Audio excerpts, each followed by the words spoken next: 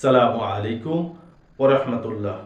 প্রিয় বন্ধুগণ, প্রতিবারের মতো আজকে আরও একটি আলোচনা নিয়ে আপনাদের সামনে উপস্থিত হয়েছি। আজকে আমি আলোচনা করব টেন্স সম্পর্কে। গতকালকে আমি টেন্স সম্পর্কে একটু আলোচনা করেছিলাম। আজকে সেই টেন্সের একটি অংশ নিয়ে আপনাদের সাথে আলোচনা করব। আজকে আমি আলোচনা করব প্রেজেন্ট টেন্স সম্পর্কে। তো গতকালকের ক্লাসে আমি যে বিষয়টা আলোচনা করেছিলাম সেটা হচ্ছে টেন্স কাকে বলে। তো আমি একটু রিভিশন দিয়ে নেই। টেন্স হচ্ছে কার্য সম্পাদনের সময়, অর্থাৎ আমি কখন আমার কাজটি করেছি, করছি বা করব, যখন কোনো সময় নির্দেশ করে ওই সময়টাকে আমরা টেন্স বলে থাকি। অর্থাৎ ভার্ব সংঘটিত হওয়ার সময়কে আমরা টেন্স বলি। টেন্স তিন প্রকার: প্রেজেন্ট টেন্স, পাস্ট টেন্স এবং ফিউচার টেন্স। প্রত্যেক প্রকার টেন্সকে আবার চার ভাগে ভাগ করা হয়েছে: present indefinite tense, present continuous tense, present perfect tense এবং present perfect continuous tense. Past indefinite tense, past continuous tense, past perfect tense এবং past perfect continuous tense. Future tense, future indefinite tense, future continuous tense, future perfect tense এবং future perfect continuous tense. এই তিন প্রকারের টেন্সকে আমরা কি করেছি? চার ভাগে ভাগ করেছি। আজকে আলোচনা করব প্রেজেন্ট টেন্স সম্পর্কে। চলুন শুরু করা যাক। প্রেজেন্ট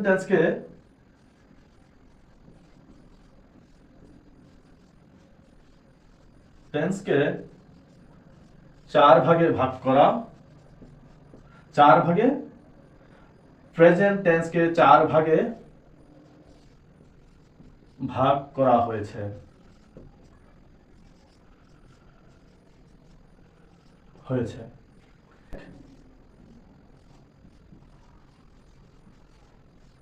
প্রেজেন্ট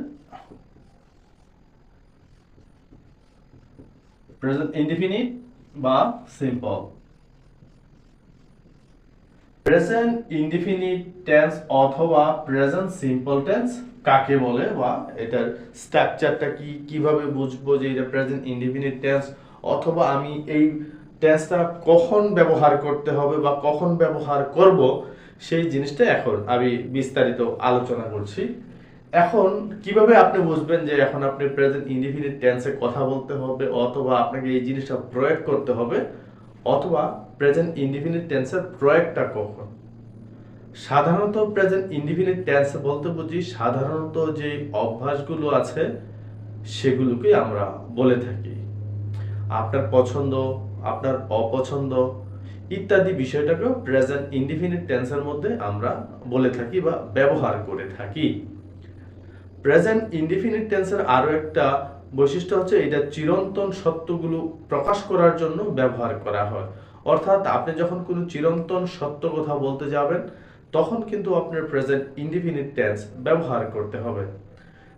যদি এক কথায় বলতে হয় তাহলে বলবো যে চিরাচরিত সত্য, অভ্যাসগত কর্ম এবং সচরাচর যে কাজকর্মগুলো আমরা করে থাকি সেটাই হচ্ছে প্রেজেন্ট ইনডিফিনিট টেন্স, অথবা প্রেজেন্ট ইনডিফিনিট টেন্সের মাধ্যমে তা আমরা করে থাকি। এখন দেখবো প্রেজেন্ট ইনডিফিনিট টেন্সের স্ট্রাকচার কি কি। সাবজেক্ট প্লাস ভার্ব প্লাস বাকি অংশ বা অবজেক্ট দিতে পারি আমরা। কি বলেছি? প্রেজেন্ট ইনডিফিনিট টেন্সের স্ট্রাকচারটা কি? প্রথমে সাবজেক্ট থাকবে, তারপর একটা ভার্ব থাকবে, তারপরে বাক্যের বাকি অংশ অথবা অবজেক্ট আপনাকে বসাতে হবে। যেমন আপনাকে যদি কেউ জিজ্ঞেস করে তুমি কি আপেল পছন্দ করো, তখন আপনি যেই বাক্যে বা যেভাবে প্রকাশ করবেন, অর্থাৎ যেই টেন্সে আপনি প্রকাশ করবেন বা বলবেন সেটাই হচ্ছে প্রেজেন্ট ইনডিফিনিট টেন্স। যেমন আপনাকে যদি কেউ বলে যে তুমি কি আপেল খাও, তুমি কি আপেল পছন্দ করো, তখন কিন্তু আপনি বলবেন হ্যাঁ আমি আপেল খাই অথবা আমি আপেল পছন্দ করি। ঠিক আছে, তো আমরা বুঝতে পেরেছি নিশ্চয়ই যে কখন বা কেন আমরা প্রেজেন্ট ইনডিফিনিট টেন্স ব্যবহার করব। প্রেজেন্ট ইনডিফিনিট টেন্সের স্ট্রাকচার কি? Subject plus verb plus object. এই ভার্বটা হবে প্রেজেন্ট ফর্মে। প্রেজেন্ট, কারণ কি এই টেন্সটাই তো প্রেজেন্ট ফর্মে আছে। ঠিক আছে, আমরা প্রেজেন্ট ফর্মে ব্যবহার করব। এখন কোথায় এস অথবা ইএস হবে সেই বিষয়টা আমরা পরবর্তী কোনো ক্লাসে জানবো। এখন শুধু জানবো আমরা subject plus verb plus object, যদি অর্থাৎ ভার্বের প্রেজেন্ট ফর্ম হলে সেই জিনিসটা কোন টেন্স হয়ে যাবে? Present indefinite tense. যেমন আমি যদি একটা বাক্য বলি, যেমন I go to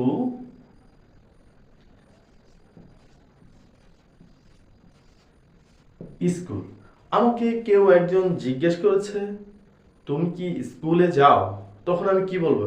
আমি স্কুলে যাইতেছি, এরকম বলবো না। তখন আমি বলবো হ্যাঁ আমি স্কুলে যাই। যেমন আই গো টু স্কুল, আমি স্কুলে যাই। ঠিক তেমনি I play football. I play football. এখন বলবো আমি present continuous tense. Present continuous টেন্সটা হচ্ছে বর্তমানে কোনো কাজ চলমান আছে।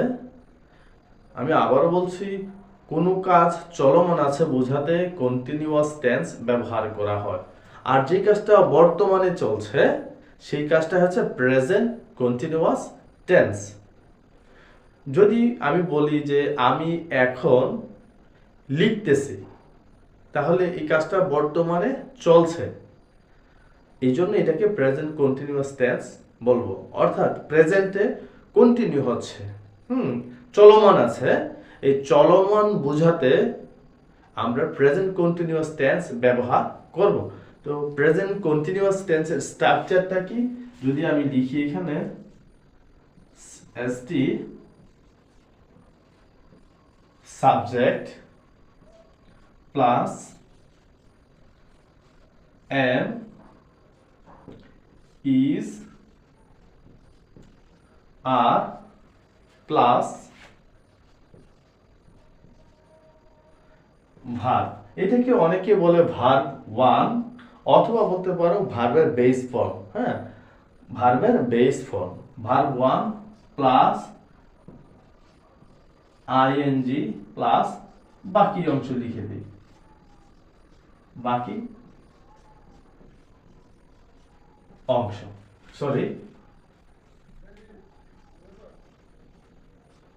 বাকি অংশ। প্রেজেন্ট কন্টিনিউয়াস টেন্সের স্ট্রাকচারটা কি? স্ট্রাকচার হচ্ছে সাবজেক্ট থাকবে, তারপরে সাবজেক্ট অনুযায়ী এম ইজ আর থাকবে, তারপরে ভার্ব থাকবে। ওই ভার্বটার গঠনটা হবে, চেহারাটা হবে বেস ফর্মে হবে। বেস ফর্মে হবে, বেস ফর্ম হবে। ভার্বের সাথে কি হবে? আইএনজি হবে, প্লাস আপনার বাকি অংশ থাকবে। যেমন আমি যদি একটা প্রেজেন্ট কন্টিনিউয়াস টেন্স বলি, সেটা কেমন হতে পারে? যেমন হতে পারে I am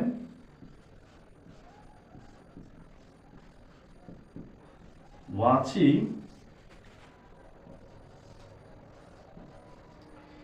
YouTube. I am watching YouTube, এটা বলতে পারি।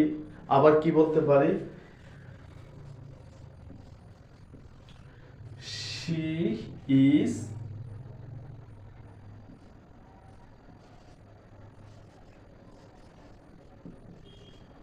she is reading book. she is reading book। এখানে দেখুন এইটা হচ্ছে প্রেজেন্ট কন্টিনিউয়াস টেন্স। কিভাবে বুঝছেন? সাবজেক্ট প্লাস একটা ভার্ব, এই ভার্বটা কি অক্সিলারি ভার্ব বলতে পারি বা সাহায্যকারী ভার্ব যেটাই বলি,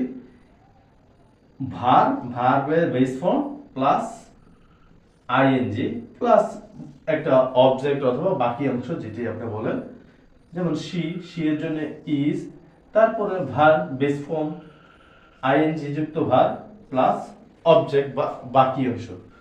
এখন আমরা নিশ্চয়ই বুঝতে পেরেছি যে প্রেজেন্ট কন্টিনিউয়াস টেন্সটা কি। প্রেজেন্ট কন্টিনিউয়াস টেন্স হচ্ছে বর্তমানে চলমান, যখন আমরা কথা বলছি সেই জিনিসটা তখন চলছে, সেটাকে বোঝাতেই আমরা প্রেজেন্ট কন্টিনিউয়াস টেন্স ব্যবহার করে থাকি অথবা প্রেজেন্ট কন্টিনিউয়াস টেন্স ব্যবহার করতে হবে। এখন আমরা দেখব present perfect tense. Present perfect টেন্সটা কি? প্রেজেন্ট পারফেক্ট টেন্সটা হচ্ছে কোনো কাজ বর্তমানে শেষ হয়েছে কিন্তু তার ফল এখনো বিদ্যমান বা চলছে বা আছে, এরূপ বোঝাতেই আমরা প্রেজেন্ট পারফেক্ট টেন্স ব্যবহার করে থাকি। এটা হচ্ছে বইয়ের সংজ্ঞা অনুসারে, কিন্তু আমি যদি আপনাদেরকে বলি যে প্রেজেন্ট পারফেক্ট টেন্সটা কি, প্রেজেন্ট পারফেক্ট টেন্সটা আমরা একটা শব্দের সাথে পরিচিত হলে সহজে বুঝতে পারবো, যেটা হচ্ছে কমপ্লিট। প্রেজেন্ট পারফেক্ট টেন্সটা হচ্ছে যেই কাজটা আপনি সম্পূর্ণরূপে শেষ করেছেন অথবা এখনো শেষ করেননি, এরকম বোঝাতে আমরা প্রেজেন্ট পারফেক্ট টেন্স ব্যবহার করে থাকি। যেমন আপনাকে যদি কেউ জিজ্ঞেস করে থাকে যে তুমি কি ভাত খেয়েছো, এখন আপনি যদি ভাত খেয়ে থাকেন তখন বলবেন হ্যাঁ আমি ভাত খেয়েছি। আর যদি আপনি ভাত খেয়ে না থাকেন তখন আপনি বলবেন না আমি ভাত এখনো খাইনি। এরকম একটা বিষয়, অর্থাৎ কমপ্লিট। পারফেক্ট দিয়ে আমরা যদি সহজ ভাষায় বুঝতে চাই সেটা হবে কমপ্লিট। কমপ্লিট হয়েছে অথবা কমপ্লিট হয়নি, এরকম বোঝাতেই আমরা প্রেজেন্ট পারফেক্ট টেন্স ব্যবহার করব। প্রেজেন্ট পারফেক্ট টেন্সের স্ট্রাকচার হচ্ছে subject plus have has plus ভার্বের B3, যেটাকে আমরা বলি ভার্বের পাস্ট পার্টিসিপল ফর্ম। ভার্বের পাস্ট পার্টিসিপল ফর্ম কি, আবার বলছি, সাবজেক্ট প্লাস হ্যাভ অথবা হ্যাজ, অর্থাৎ সাবজেক্ট অনুসারে হ্যাভ অথবা হ্যাজ বসবে আর ভার্বটা বসবে ভার্ব 3, যেটাকে বলা হয় ভার্বের পাস্ট পার্টিসিপল ফর্ম প্লাস বাকি অংশ বা object.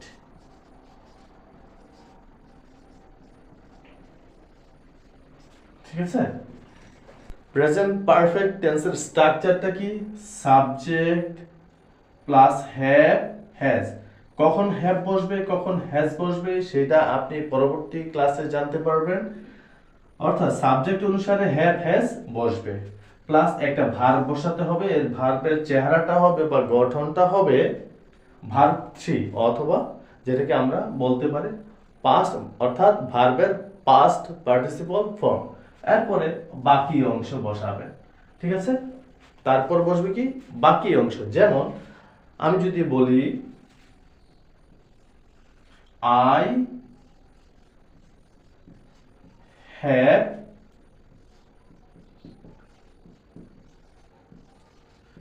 finished my work. I have finished my work, অর্থাৎ দেখুন সাবজেক্ট আই, এর সাথে হ্যাভ বসে তাই ফিনিশ, আর ফিনিশের সাথে ইডিটা হচ্ছে ফিনিশ ভার্বের পাস্ট পার্টিসিপল ফর্ম আর প্লাস বাকি অংশ। আরেকটা বাক্য যদি হয় she has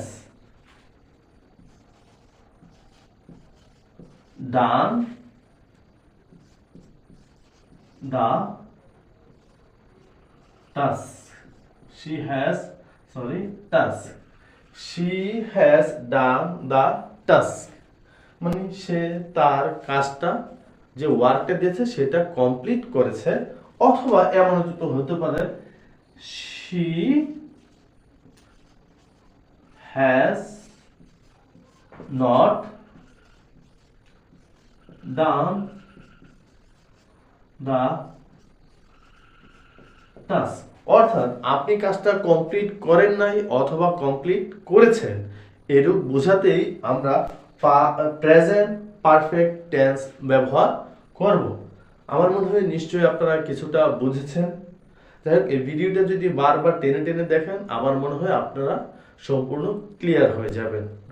এখন আমরা দেখব present perfect continuous tense. Present perfect continuous টেন্সটা কি সেটা আগে আমাদের জানা দরকার।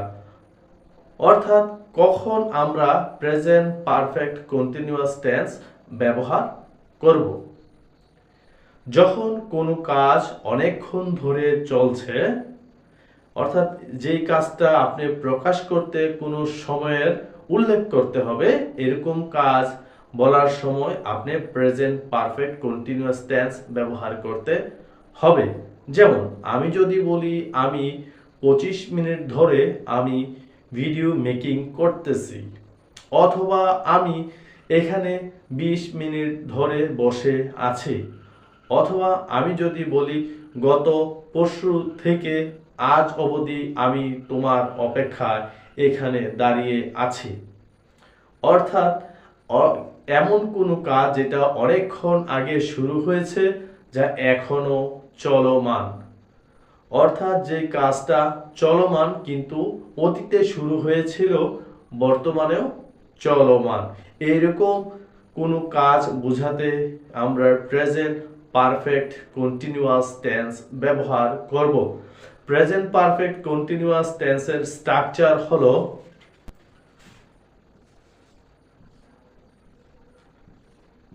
সাবজেক্ট প্লাস হ্যাভ অথবা has plus be plus V1, অর্থাৎ V1 মানে হচ্ছে ভার্বের present form plus ING plus বাকি অংশ, এরপরে আপনি সেখানে এক সময়ের উল্লেখ করতে হবে। সেখানে কি করতে হবে? সময়ের উল্লেখ করতে হবে। বাকি অংশ প্লাস সময়ের উল্লেখ করতে হবে। have been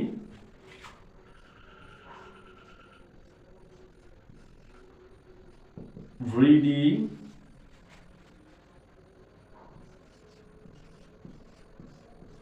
book for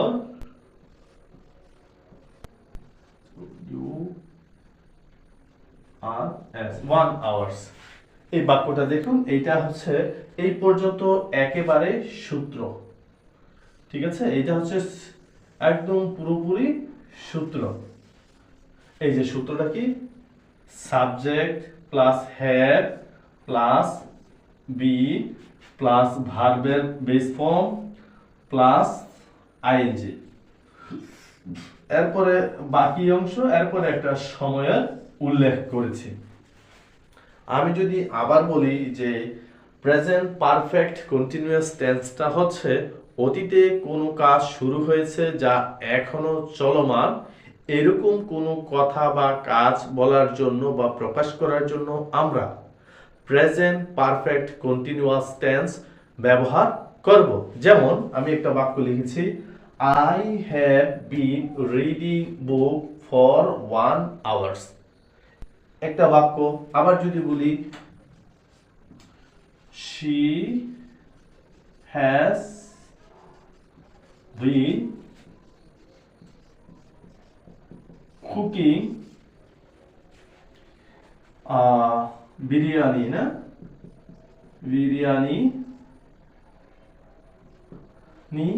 biryani since, আমরা সিন্স ব্যবহার করলাম কারণ এখানে ফর ব্যবহার করছি, এখানে আমি সিন্স ব্যবহার করব। Since 2 AM 2 PM they 2 PM 2 PM। আমি আবার বলছি, she has been cooking biryani since 2 PM, অর্থাৎ সে দুপুর 2টা থেকে এখন পর্যন্ত বিরিয়ানি রান্না করছে।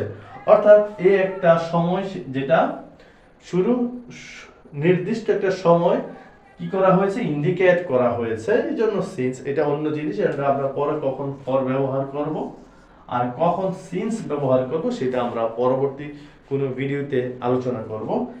সূত্র অনুসারে সাবজেক্ট has been verb, এই verb ing বাকি অংশ বা অবজেক্ট সময়ের উল্লেখ, এই যে সময়ের উল্লেখ করে ব্যবহার করতে হবে। প্রিয় বন্ধুগণ, আজ এ পর্যন্তই। পরবর্তীতে নতুন কোনো আলোচনা নিয়ে আপনাদের সামনে আবারও উপস্থিত হব। সেই পর্যন্ত ভালো থাকবেন।